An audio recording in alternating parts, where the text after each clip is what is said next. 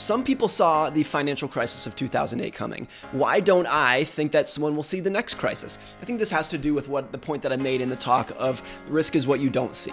That the biggest story is always what no one is talking about. But if you go back to before 2008, there were some people, Peter Schiff, Nouriel Roubini, who were saying the mortgage market is a disaster waiting to happen, the banks are all going to collapse. So they did see it coming, right?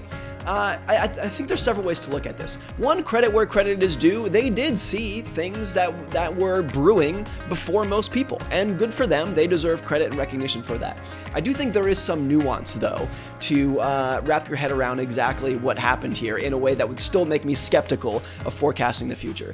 One is that lots of those people are what you would refer to as perma-bears, and some of those people had been predicting crisis since the Carter administration.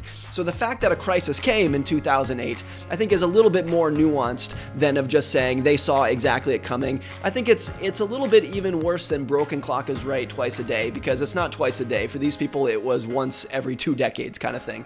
The second thing that is more important, and I think a little bit less insulting to someone than what I just said, is that even if you saw the financial crisis coming, you didn't know how it was going to play out.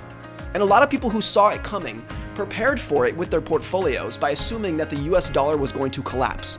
That was kind of the big trade around a lot of this. Shorting CDOs and shorting the banks was not a big part of what they were doing. Some people did, of course, and there's a lot of stories about that. But the biggest trade that was set up around the pending financial crisis was shorting the US dollar, which did not work at all. The other thing is that there's so much nuance and trivia and accident that played into how the financial crisis played out. Bear Stearns was purchased by JP Morgan. Fannie and Freddie was bailed out by the United States. Lehman Brothers could not find a buyer and went bankrupt. And there's so much trivia again of what happened in there.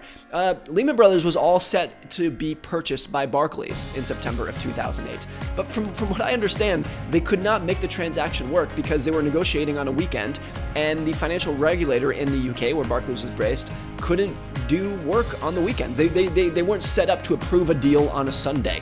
Which means that, look, if Lehman Brothers had collapsed on a Wednesday, they probably would have been purchased by Barclays and the world would have been very different. The financial crisis of 2008 would have played out totally different. So there's so many little things like that. Merrill Lynch was one of the most egregious players in the subprime mortgage market, and they were bought by Bank of America for a very large sum of money. So there's so many different things that people could not have known, even if you saw the broad crisis coming.